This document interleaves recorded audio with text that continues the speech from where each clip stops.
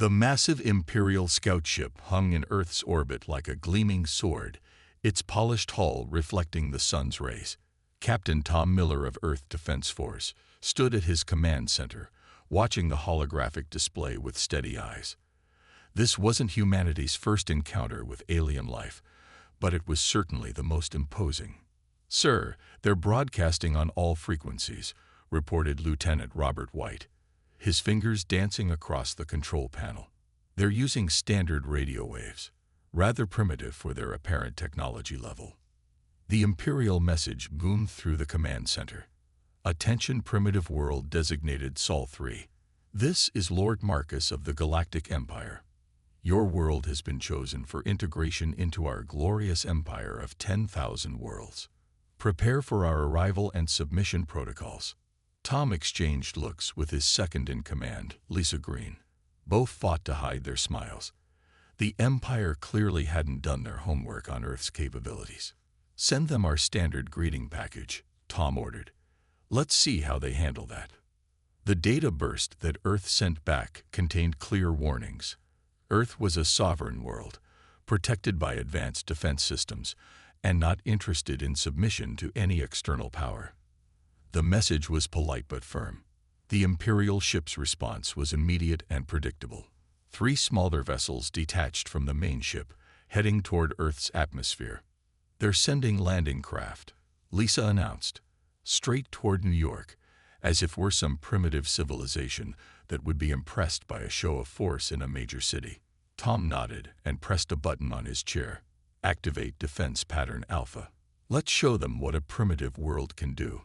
As the Imperial ships descended, they suddenly found themselves surrounded by hundreds of small, spherical devices that seemed to appear from nowhere. Earth's quantum displacement satellites had been invisible until activated, using technology that the Empire had never encountered. "Sir, they're scanning our devices," Robert reported. "Their energy readings are spiking. I think they're preparing weapons." "Send the second warning," Tom commanded. "Make it clear that any hostile action will be met with force." The Imperial ships halted their descent, hanging in the upper atmosphere. Lord Marcus's voice came through again, this time with less confidence. "Your resistance is noted but futile. The Empire spans galaxies. You cannot hope to stand against us." "Watch us," Tom muttered, then spoke clearly. "Imperial vessels, this is Earth Defense Force. You have entered restricted space. Your presence here is unwelcome. You have 1 Earth hour to retreat beyond the orbit of Luna. This is your only warning." The command center grew tense as they waited for the Empire's response. The small Imperial ships began to ascend, but the main vessel remained in position. "They're trying to call our bluff," Lisa said quietly. "Who said we're bluffing?" Tom replied with a slight smile. He pressed another button, and Earth's orbital defense grid became visible. Thousands of satellites, each equipped with technologies that the Empire had never seen, powered up simultaneously. The energy signature was impossible to miss. Earth was ready for war if necessary. Lord Marcus's voice came through once more, but this time it carried a note of uncertainty. This is impossible. Your world was marked as pre-spaceflight just 200 years ago. A lot can change in 200 years, Tom broadcast back, especially when you leave humanity alone to develop on its own. Now, about that 1-hour deadline. The Imperial ships began their retreat, moving back beyond Luna's orbit. The main vessel soon followed, its powerful engines glowing as it withdrew. As the Empire's ships disappeared into deep space, Tom turned to his crew. "Send word to the Council. The Empire just got its first lesson about Earth. Something tells me they're going to need a few more before they understand." Lisa nodded, adding, "They'll be back. They won't be able to accept that a single world stood up to them." "Let them come," Tom replied, watching the last energy signature of the Imperial ships fade from their sensors. Earth isn't the same planet they noted in their records. And it's time the galaxy learned that humanity doesn't take kindly to bullies, no matter how many worlds they control. The first encounter was over, but everyone in Earth's Defense Force knew this was just the beginning. The Empire would return. And when they did, Earth would be ready to teach them an even harder lesson about underestimating humanity. The lunar surface gleamed under Earth's light when the Imperial ships materialized from hyperspace. This time, they didn't announce their arrival. 5 massive ships appeared on the dark side of the moon, their massive hulls barely visible against the star-filled background. In Earth's Defense Command, alarms blared instantly. General Mike Andrews looked at the tactical display with narrowed eyes. "They're trying to be sneaky. How cute." "Sir, they're landing troops on Luna," reported Officer William Peters. "Looks like they're setting up some kind of base. Should we inform them about our lunar colonies?" Mike shook his head, a grim smile on his face. "Let them find out the hard way. Alert Luna Base 1. Tell our people to stay in the shielded sections." The Empire's forces moved with practiced efficiency, setting up their prefabricated structures on the lunar surface.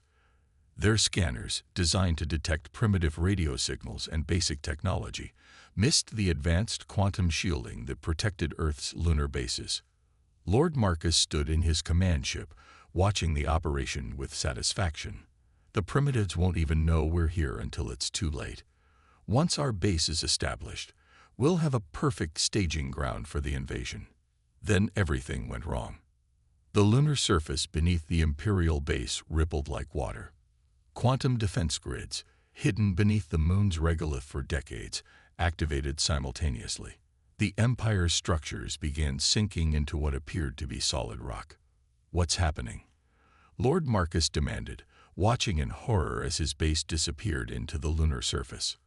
Earth's response came in the form of Admiral James Anderson's calm voice over their communications. "Imperial forces, you are in violation of sovereign territory. Your unauthorized lunar base has been contained. This is your final warning." The lunar surface around the Imperial ships erupted. Massive defense platforms rose from hidden bunkers, their weapons already charged and aimed.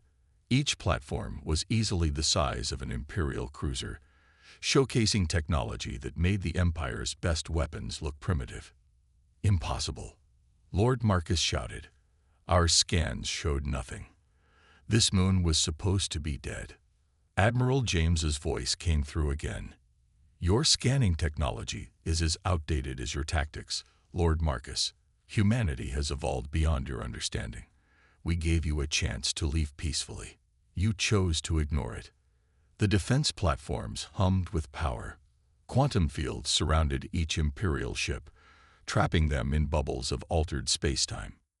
"You have exactly 10 minutes to withdraw your forces," James continued.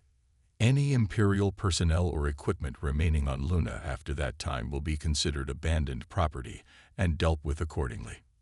In their panic to escape, the Imperial forces left behind enough advanced technology to keep Earth's scientists busy for months. Their retreat was chaotic, ships scrambling to escape the quantum fields that threatened to tear them apart. Back in Earth's Defense Command, Mike watched the Imperial ships flee with satisfaction. "Send a message to all our outposts. The Empire just showed their hand. They won't respect diplomatic warnings." "Sir," William called out, "we're detecting more Imperial ships entering the outer solar system. Much bigger fleet this time." Mike nodded, unsurprised. "They're following their standard playbook.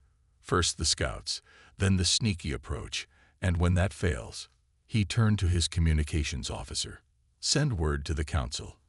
It's time to implement the Terran decree." The Empire's ships gathered at the edge of the solar system, their numbers growing by the hour. They thought they were preparing for a simple conquest of a stubborn primitive world. They didn't realize they were about to face something unprecedented in their 10,000-year history, a single planet that could stand against their entire fleet. "Let them come," Mike said quietly, watching the enemy fleet grow on his display. "It's time they learned why you don't mess with Earth." In his fleeing command ship, Lord Marcus was already composing his report to the Imperial Senate. How could he explain that a single moon base operation had failed so completely? How could he admit that this supposedly primitive world had technology that made their best efforts look like child's play? The Empire had made a crucial mistake, and they were about to learn just how costly that mistake would be. The Imperial invasion fleet filled the void between Mars and Jupiter, 10,000 ships strong, their hulls gleaming under the distant sunlight. On the command bridge of the Imperial flagship, Grand Admiral Peter watched Earth through enhanced visuals, his face twisted in contempt. "Begin the invasion sequence," he ordered. "Show these upstarts the true might of the Empire." The first wave of Imperial ships surged forward, their engines blazing against the black of space. 1,000 ships, each carrying enough firepower to level a continent, moved in perfect formation toward the blue planet. In Earth's Defense Command, Technical Director Jane Wilson watched the approaching fleet with calculated calmness. Their following predicted attack patterns, proceeding exactly as the simulations showed. "Time to show them what humans can do," Commander David Brooks said. "Activate the gravity web." Jane's fingers danced across her control panel. Throughout the solar system, hidden satellites began powering up. The Empire's sensors detected nothing until it was too late. The first wave of Imperial ships suddenly stopped. Not gradually, not with any warning. They simply stopped dead in space. Inertia should have torn them apart, but something was holding them together, suspended in a web of altered gravity. "What sorcery is this?" Grand Admiral Peter demanded, watching his front line freeze in space. Earth's response came in the form of a system-wide broadcast. "Imperial Fleet, this is Earth Defense Command. Your ships are now held in our gravity manipulation field. Any attempt to fire weapons or activate drives will result in immediate molecular dissociation." To demonstrate, Earth's defense systems allowed one panicked Imperial captain to fire his main weapons. His ship instantly dissolved into its component atoms, scattered across space by the same forces that held the rest of the fleet. "Impossible." Peter slammed his fist on his command console. "No single world has this level of technology. This violates all known laws of physics." "Known to you, perhaps," came the calm reply from Earth. More Imperial ships found themselves caught in the expanding web of altered gravity. "Humanity has spent centuries preparing for threats like you. We developed technology you never imagined because we had to survive." The remaining Imperial ships tried to retreat, but the gravity web had already spread too far. Ships were caught mid-turn, frozen in space like insects in amber. In Earth's command center, Jane monitored the energy readings. "The gravity web is stable. All caught vessels are secure. Their weapons and drives are completely neutralized." David nodded, then opened a channel to the entire Imperial fleet. "Your invasion has failed. Your ships are now under our control. You have two choices: surrender and be escorted out of our solar system, or resist and be disassembled at the molecular level." In space, a few Imperial captains chose to test Earth's resolve. Their ships vanished in brief flashes of light, transformed into clouds of scattered atoms. The message was clear: Earth's threats weren't empty. Grand Admiral Peter watched helplessly as his mighty fleet hung powerless in space. 10,000 ships, the pride of the Empire, stopped by technology that shouldn't exist. "How?" he whispered. "How did they advance so far without us knowing?" The answer came from his own science officer. "Sir, they did it because we weren't watching. We dismissed them as primitives and they built this, something beyond our understanding." On Earth, David looked at the tactical display showing the trapped Imperial fleet. "Send the cleanup crews. I want every disabled ship escorted beyond Pluto's orbit. And make sure our guests understand. Next time, we won't be so gentle." The operation took hours, but Earth's gravity manipulation technology never faltered. Ship by ship, the mighty Imperial fleet was towed away from Earth, their crews humiliated but alive, their weapons and drives disabled by technology they couldn't comprehend. As the last ships were being escorted out, Jane turned to David. "They'll be back, won't they? The Empire can't accept this defeat." "Let them come," David replied, watching the final ships disappear into deep space. "Each time they return, they'll find us stronger. Today we showed them our gravity technology. Next time, he smiled grimly. Next time they'll learn why humans are the most dangerous species in the galaxy. The United Earth Council chamber buzzed with activity. Representatives from every nation sat in the circular hall, their faces illuminated by holographic displays showing the recent battle footage. Council President Mary stood at the central podium, her expression resolute. "The time has come," she announced, her voice echoing through the chamber. "The Empire has forced our hand. Today, we make history." The massive screens displayed live feeds from across the solar system. Earth's defense platforms, the lunar bases, the Mars colonies, and the asteroid belt installations. Each location waited for the Council's decision. "For too long, we've watched other worlds fall to the Empire's expansion," Mary continued. "We've prepared in secret, knowing this day would come. Now we show the galaxy that humanity will not kneel." The Council members nodded in agreement.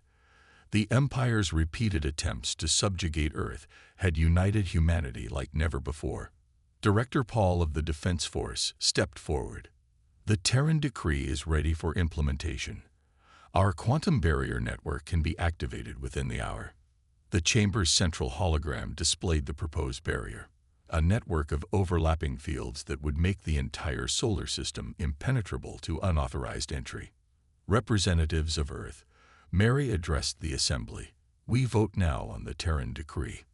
The complete ban of all Imperial ships and personnel from the Sol system." The vote was unanimous. For the first time in galactic history, a single star system dared to formally ban the mighty Empire. Within minutes, the decree was broadcast across all known frequencies and communication methods. The message was simple but unprecedented. By order of the United Earth Council, all Imperial vessels, personnel, and technology are hereby banned from the Sol system. Any violation of this ban will result in immediate and permanent consequences. In the Imperial Palace on the capital world, the Emperor himself watched the broadcast in disbelief. "They dare," he sputtered. "A single world dares to ban us." His advisors shifted uncomfortably. One finally spoke up. "Your Majesty, their technology, it exceeds our understanding. The reports from our failed invasion." "Silence," the Emperor roared. "I will not be dictated to by primitives." Back on Earth, Mary watched as the quantum barrier network activated. Thousands of satellites and stations lit up, creating an invisible but impenetrable shield around the entire solar system. "Defense grid status?" she asked. Paul checked his displays. "All systems operational. The barrier can stop anything from ships to individual atoms. Nothing gets in or out without our permission." The council chamber's mood was solemn. They knew what this meant: open defiance of the greatest power in known space. "Incoming transmission," announced the communications officer. "It's the Empire." The Emperor's hologram appeared in the center of the chamber, his face twisted with rage. "You dare to ban the Empire? Your arrogance will be your downfall." Mary met his gaze calmly. "Your threats mean nothing. We've seen your best, and we've stopped it. The ban stands." "You'll regret this," the Emperor snarled. "The Empire's full might will break against our defenses just like your invasion fleet did." Mary interrupted. "The Sol system is now closed to you. Test us at your peril." She cut the transmission before the Emperor could respond. The council chamber erupted in applause. Humanity had stood its ground. "They'll try to break through the barrier," Paul warned. "Let them try," Mary replied. "Each attempt will only demonstrate our strength to the galaxy." As if on cue, the displays showed Imperial probe ships approaching the barrier's edge. They hit the quantum field and simply ceased to exist, not destroyed, but erased from reality itself. "Send the footage to every world in the Empire," Mary ordered. "Let them all see what happens when you challenge Earth." The council members watched as more Imperial ships approached, tested the barrier, and vanished. Each demonstration made their message clearer. Earth was no longer a target for conquest. It had become something the Empire had never faced before, a world that could say no and make it stick. The ban had been declared. Now the galaxy would watch to see if humanity could enforce it. The Imperial war fleet stretched across space like a metal cloud, 50,000 ships strong. The Emperor had called in every available vessel, determined to crush Earth's defiance. At the fleet's heart, Supreme Commander Alex watched the tactical displays with cold determination. The largest fleet ever assembled, his aide whispered in awe. And all for one stubborn planet. Alex replied, "Begin the assault. Full spectrum attack on their barrier." The Imperial fleet moved forward in waves. Energy weapons, mass drivers, antimatter torpedoes. Everything in the Empire's arsenal was thrown against Earth's quantum barrier. The void lit up with enough firepower to shatter a planet. In Earth's Defense Command, Operations Chief Emma watched the attack with professional interest. "They're actually trying to brute force their way through," she noted. "Exactly as predicted." "Show them our response," ordered Fleet Admiral John. "Activate the drone swarms." From hidden bases throughout the asteroid belt, millions of small, sleek shapes emerged. Each drone was barely larger than a car, but powered by AI that made Imperial computers look like simple calculators. "Attack pattern Omega," John commanded. "Let's show them what real technology looks like." The drones moved like a living thing, flowing through space in impossible patterns. Imperial sensors couldn't track them. They seemed to be everywhere and nowhere at once. "What sorcery is this?" Alex demanded as his displays filled with warnings. The drones were passing through the Empire's shields as if they didn't exist. Earth's response came through all channels. "Your shields operate on principles we mastered centuries ago. Your weapons are based on physics we've moved beyond. This is your final lesson." The drone swarms struck. They didn't fire weapons. They simply touched the Imperial ships and moved on. In their wake, systems failed, engines died, and weapons turned to useless metal. "They're rewriting our technology at the quantum level," an Imperial scientist reported in panic. "This is beyond theoretical physics." Ship after ship went dark. Not destroyed. That would have been less humiliating. Instead, the pride of the Imperial fleet was transformed into powerless hulks, drifting in space. In Earth's command center, Emma monitored the operation. 80% of their fleet is neutralized. No casualties on either side. "That's the difference between us," John said quietly. "They came to destroy. We just want them to leave." The remaining Imperial ships tried to retreat, but the drones were faster. Within hours, the mighty invasion fleet had been reduced to 50,000 silent monuments to Imperial hubris. Alex stood on his powerless bridge, emergency lights casting shadows on his face. "We never had a chance, did we?" "No," came Earth's response. "But you wouldn't have believed that without this demonstration." The drones herded the dead ships into formation. One by one, Earth's tugs arrived to tow them to the edge of the system. "A gift for the Empire," Earth broadcast. "Your ships will be returned to you, stripped of weapons and drives. Let them serve as museums, reminders of what happens when you threaten Earth." In the Defense Command, John watched the cleanup operation. "Think they finally learned their lesson?" Emma smiled slightly. "They've lost their 3 most powerful fleets to us. Even the Empire can't ignore that kind of defeat." On his flagship, now being towed like a broken toy, Alex looked at the blue planet through his viewport. "We thought they were primitives," he said to no one in particular. "Instead, they were so far ahead of us that we couldn't even understand how outmatched we were." The Empire's greatest fleet had been defeated without a single shot fired, without a single life lost. And across the galaxy, other worlds were watching, learning a lesson that would change the balance of power forever. Earth wasn't just another world to conquer. It was something new in the galaxy, a civilization that had grown up away from Imperial influence and developed into something beyond the Empire's comprehension. The age of Imperial expansion was over. The age of Earth had begun. The Imperial Senate chamber was in chaos.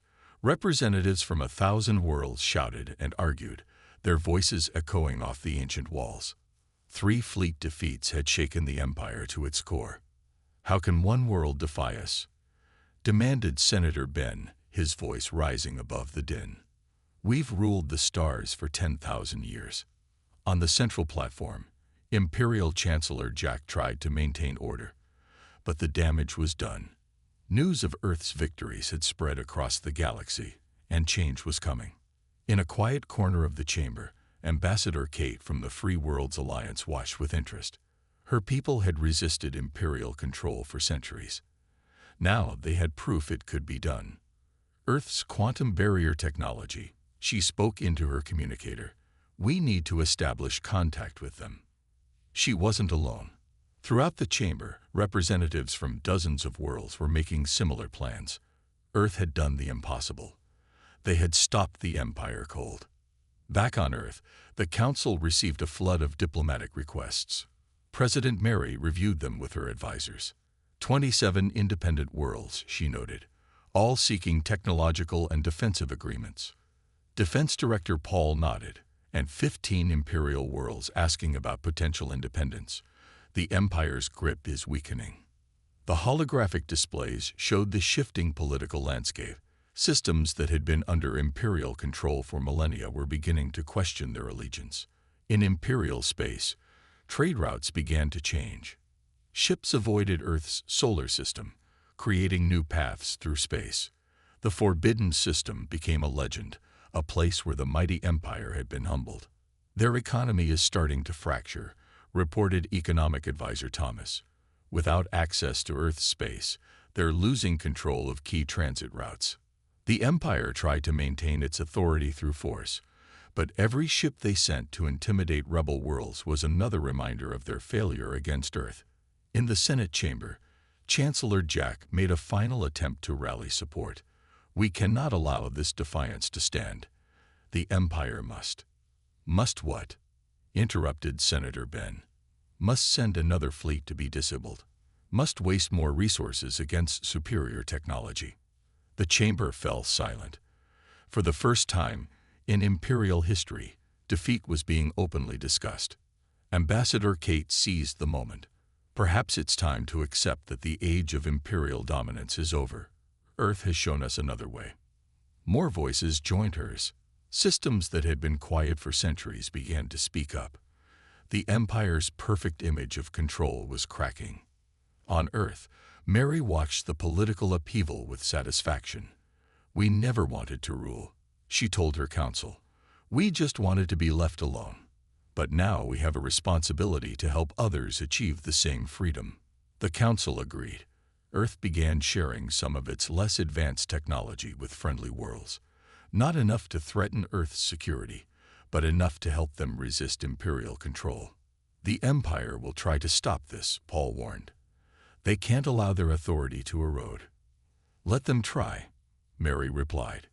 "Each attempt will only make them weaker." In deep space, Imperial patrol ships watched helplessly as merchant vessels changed their routes.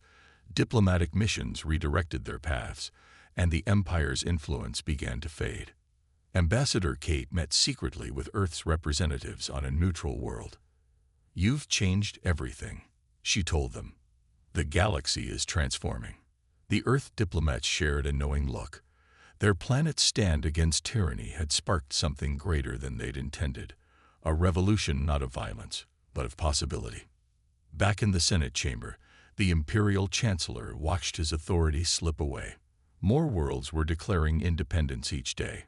Trade agreements were being rewritten. The Empire's perfect order was dissolving into a new, more complex galaxy. And at the center of it all was Earth, the Forbidden System, the world that had said no to an empire and made it stick. The world that had shown the galaxy that even the mightiest power could be resisted. The political fallout was still spreading like ripples in a cosmic pond. The age of the Empire was ending, and no one knew quite what would take its place. 5 years had passed since Earth's ban of the Empire. The solar system had transformed into something unique in the galaxy, a place where Imperial ships never ventured and where human innovation flourished without restraint. From his observation post on Europa, Commander Rick watched the quantum barrier ripple with energy. The barrier had held firm, turning the entire solar system into what other species now call the Forbidden Zone. Another tourist ship at the barrier's edge, reported Technician Mark. Seventh one this week. Rick smiled. They'd become something of a galactic attraction. Ships would approach the barrier's edge just to see the system that had humbled an empire. In Earth's orbital command station, President Mary met with representatives from 30 former imperial worlds. The station's vast windows showed Earth below, peaceful and powerful. "Our first colonial ships are ready," she announced. "Humanity is ready to expand beyond Sol, but on our own terms." The gathered delegates nodded in approval. Many of their worlds had adopted versions of Earth's defensive technology, creating their own protected spaces in the galaxy. "The Empire controls barely a quarter of its former territory now," reported Ambassador Frank from one of the newly independent worlds. "They've abandoned all attempts to regain their lost systems." On the Empire's capital world, the new Emperor stood in his reduced domain. The old Emperor had been overthrown after the Earth debacle, replaced by leaders who understood the new reality. "Another trade request from Earth," his aide reported. "They're offering limited technology exchange." The Emperor nodded. The Empire had learned its lesson. Better to trade with Earth than to fight it. Better to adapt than to expire. Back in Sol system, humanity's first extrasolar colony ships prepared for departure. They carried technology that would let them establish quantum barriers around their new homes, creating more forbidden zones in space. "We're not conquering," Mary explained to the assembled crews. "We're expanding carefully, respectfully. The galaxy has had enough of empires." The quantum barrier parted briefly, allowing the colony ships to depart. They carried Earth's children to the stars, but not as conquerors, as builders, explorers, and innovators. In what remained of the Imperial Senate, delegates watched recordings of Earth's ships departing. "They're doing everything differently," one senator noted.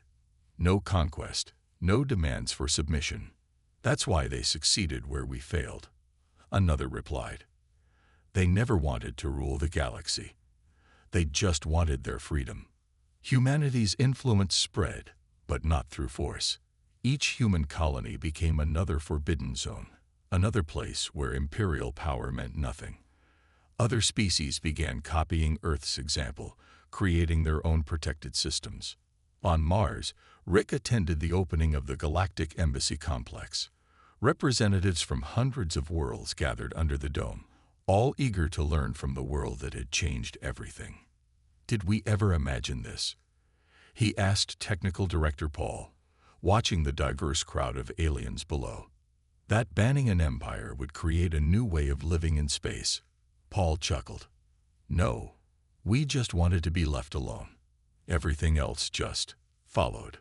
The galaxy had transformed. The age of empires was ending, replaced by an era of protected systems and mutual respect. Earth had shown that even the smallest world could stand up to the greatest power if it was clever enough, determined enough. In deep space, where imperial ships once ruled unopposed, new beacons warned travelers. Approaching human space, protected zone. The warnings were rarely needed. Everyone knew about the forbidden system and its descendants. Mary stood in the council chamber one last time before retiring, looking at the holographic map of known space. The Empire's territory was now a small cluster among many independent systems. "We didn't set out to change the galaxy," she told her successor. "We just showed everyone that it was possible to say no to power. The rest, they did themselves." The new era had begun.